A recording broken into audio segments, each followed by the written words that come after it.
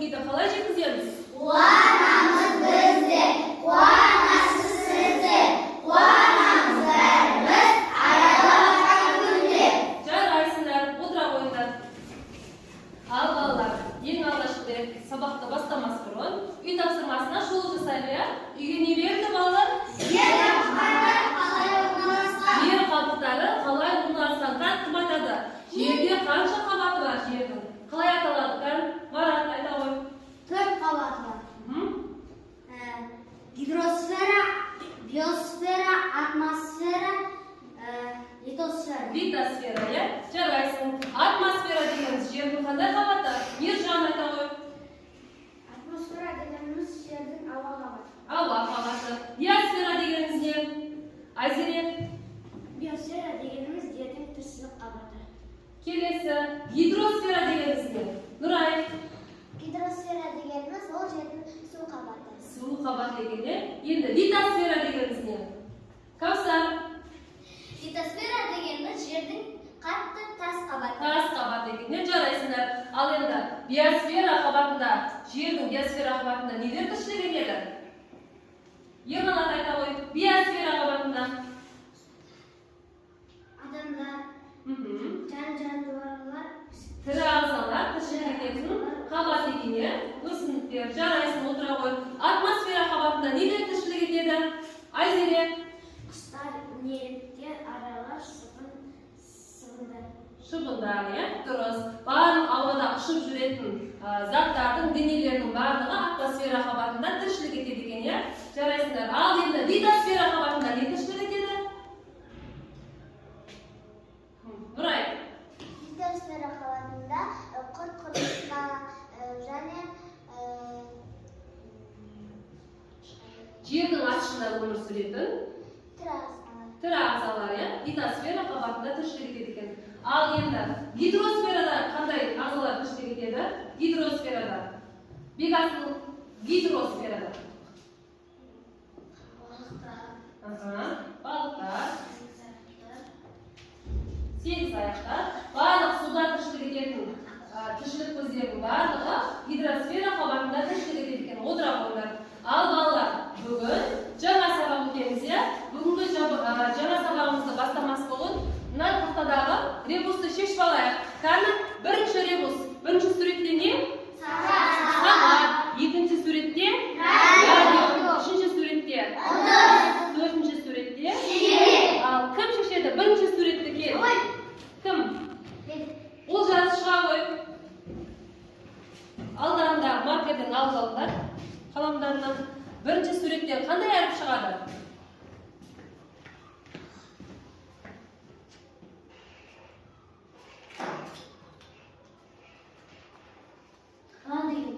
Ға, иә? Отырағын, дұрыс. Келесі суретте радио берілген, иә? Ол теріп шыға қой.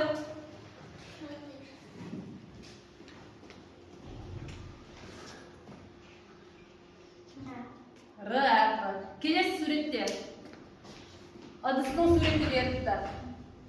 Кім шығады? Марат шыға қой. Әріптерімді үлкен етіп жазыңдар. Көріп тұрсың. Әрине, иә? Келесі төртінші суретте не шығады? Ерғанат шыға қой.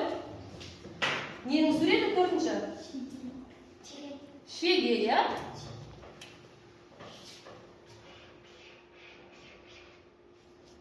Жарайсың, отыра қой. Енді балалар, қандай сөз шықты бүгінгі ребусымызда? Ғарыш деген сөз шықты. Яғни бүгінгі біздің сабағымыз жер және ғарыш бөліміндегі ғарыш қалай игеріледі деген сабақты өтетін боламыз. Ғарыш қалай игерілді? Бүгінгі сабақта ғарышты игеру кезеңдерін білесің, ғарыш жаңалықтарын түсінесің. Бүгінгі сабақта қолданылатын тірек сөздердің серік, зымыран, орбиталық, станция. Ал балалар, мына жерде нелерді көріп тұрсыңдар? Жұлдыздар, иә? Аспандағы жұлдыздар. Қандай жұлдыздарды білеміз?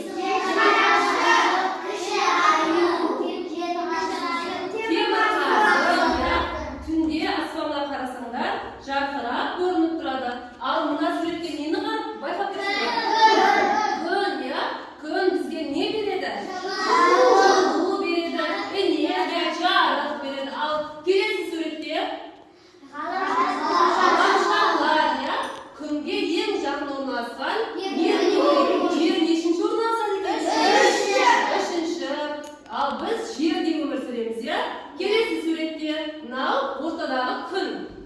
жер күнді айнала қозғалады екен.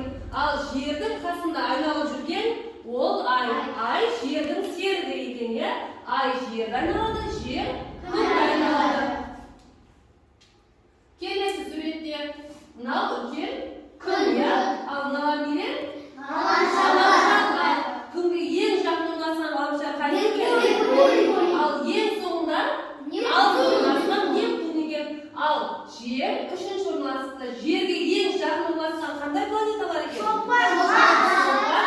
Марс екен. Жерде тіршілік бар. Басқа планеталарда не үшін тіршілік жоқ?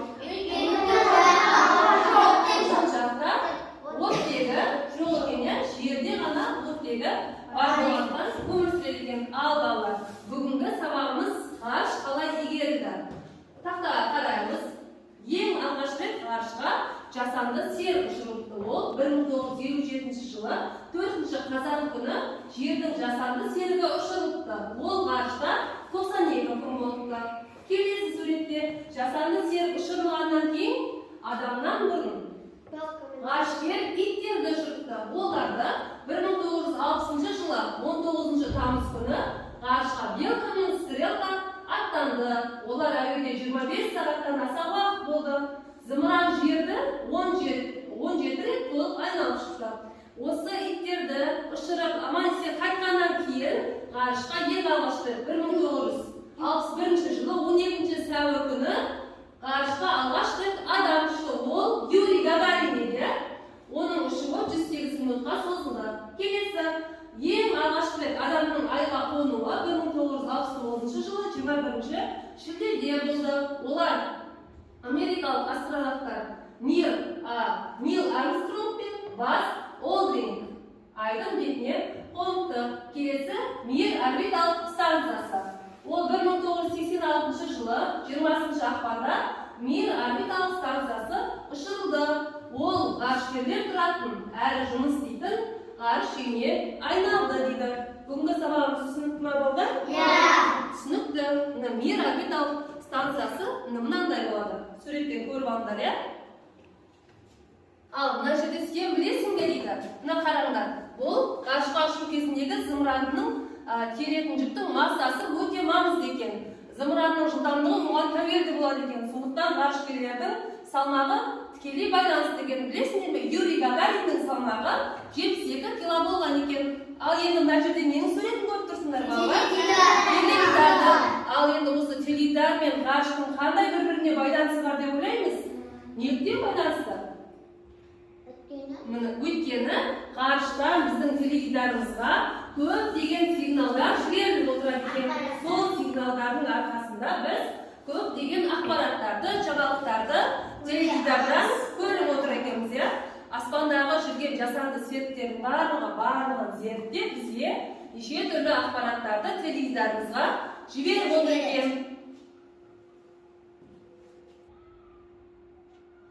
Ал бала, мынау біздің неміз? Географиялық картамыз, иә?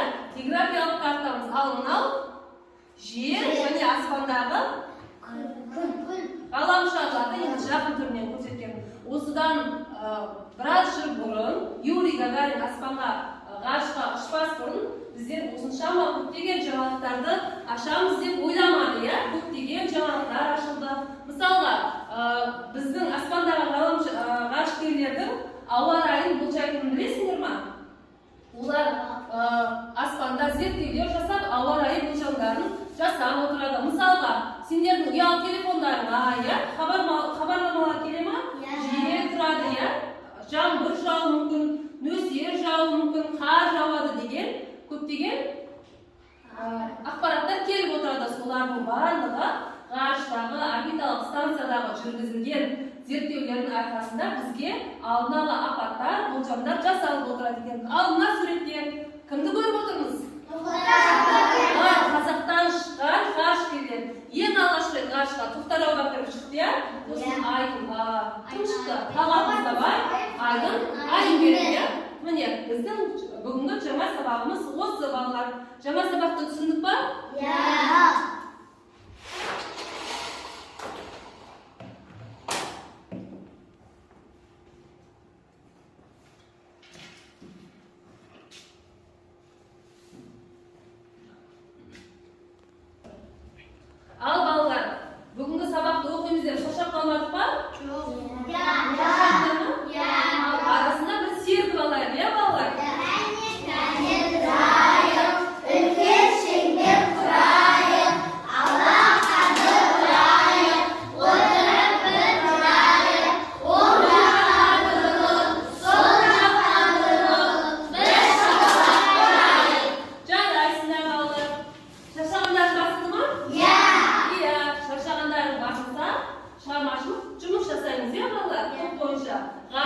мен зымыран тобы қалай жұмыс жасайды екен? Көрейік. Енді мен алдында, сендердің алдыларына берген қима қағаздардан әдемілеп тұрып зымыранның суретін жасап шығамыз балалар. Қай топтың суреті қалай шығады екен? Көрейік.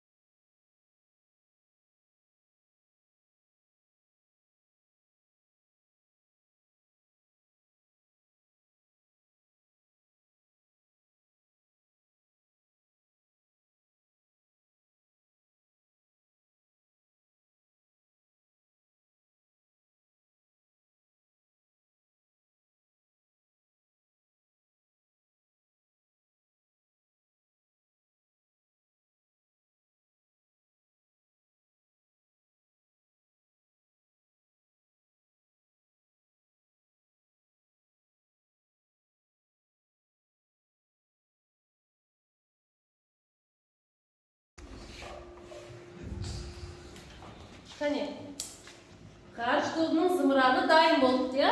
Келесі, зымыран тобының зымыраны қайда? Жабыстырдыңдар ма? Иә. Қане, міне, зымыран тобының зымыраны былай шықты. Көндер ме балалар? Bir terezesi yok. Bir terezесі жоқ, қайда бір терезесі? Çok mu? Келесі, ғарыш тобының зымыраны міне былай шықты. Ғарыш тобының зымыраны былай шықты. Көріне ме? Қандай әдемі ма? Иә. Ал ғарыш тобы зымыран тобының зымыранына қандай баға береміз? Жақсы ма? Иә. Зымыран тобы ғарыш тобынікі жақсы ма? Екі зымыранда ұнады ма сендерге? Иә. Жарайсыңдар.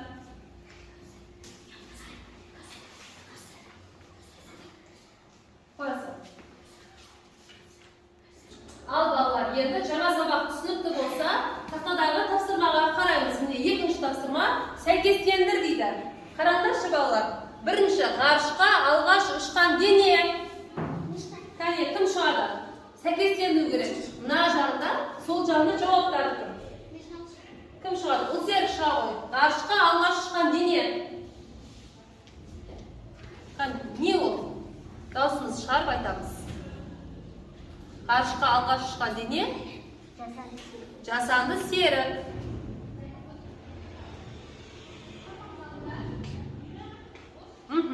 Жарайсың. Келесі Кавсар шыға. Ең алғаш ғарышқа ұшқан Юрий Гагарин екен. Дұрыс па балалар? Иә, дұрыс. Келесі ең алғаш айға серуендеушілер кімдер? Ең алғаш айға серуендеушілер. Нұрай, шыға ғой тақтаға.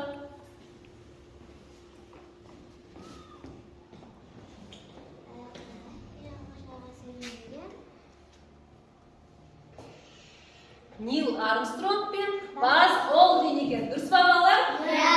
Дұрыс. Келесі 1986 жылы ғарыш үйі. Ол не? 1989 жылы ғарыш үйі. Ол жас шыға ғой. 1989 жылы ғарыш үйі. Қане? Мир орбиталық станциясы. Дұрыс па екен? Иә. Дұрыс. Отыра ғой. Келесі. Тоқтар Әубәкіров кім? Заңғар шыға ғой. Тоқтар Әубәкіров кім екен заңғар? Абайла. Ұшқыш екен. Дұрыс па? Иә. Дұрыс. Келесі. Қанша ғаламшар бар деген сұрақ бар екен. Ең ғана шыға ғой.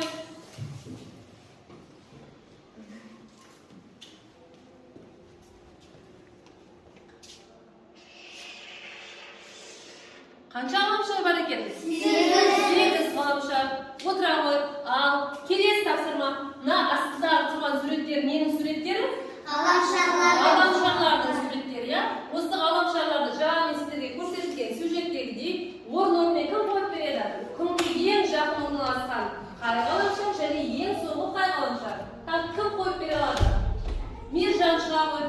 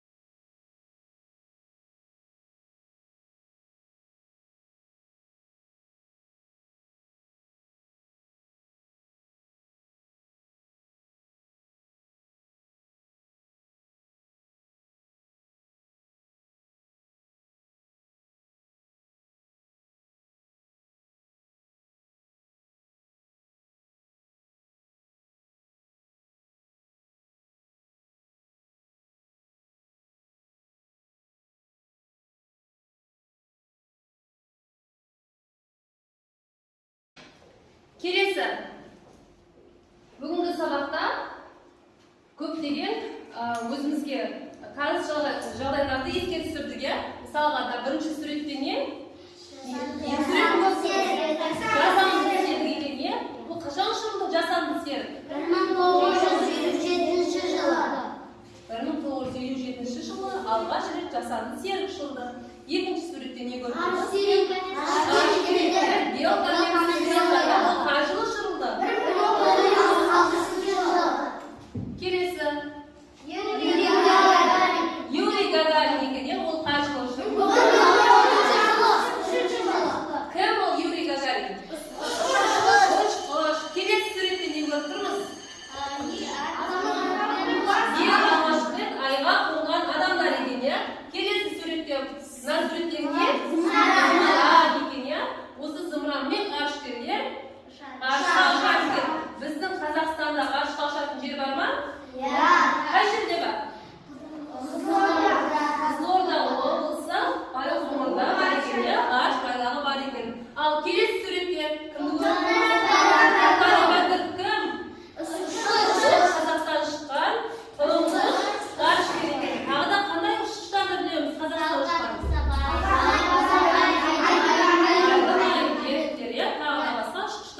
Қазақстанның ұшып жатыр екен. Бүгінгі сабақ ұнады ма балалар?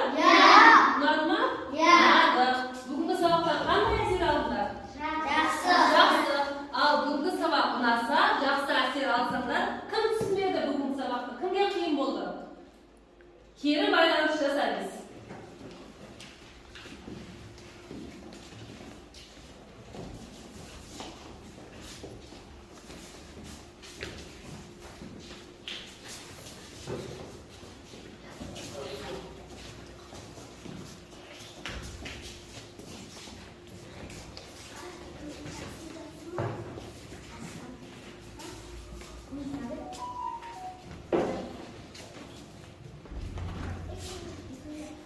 Ал үйге балалар осы ғарыш қалай игеріледі деген тақырыпты оқып, өздеріне керекті мәліметтерді жұмыс дәптеріне жазып аламыз, балалар? Түсінікті ма? Сау болыңдар.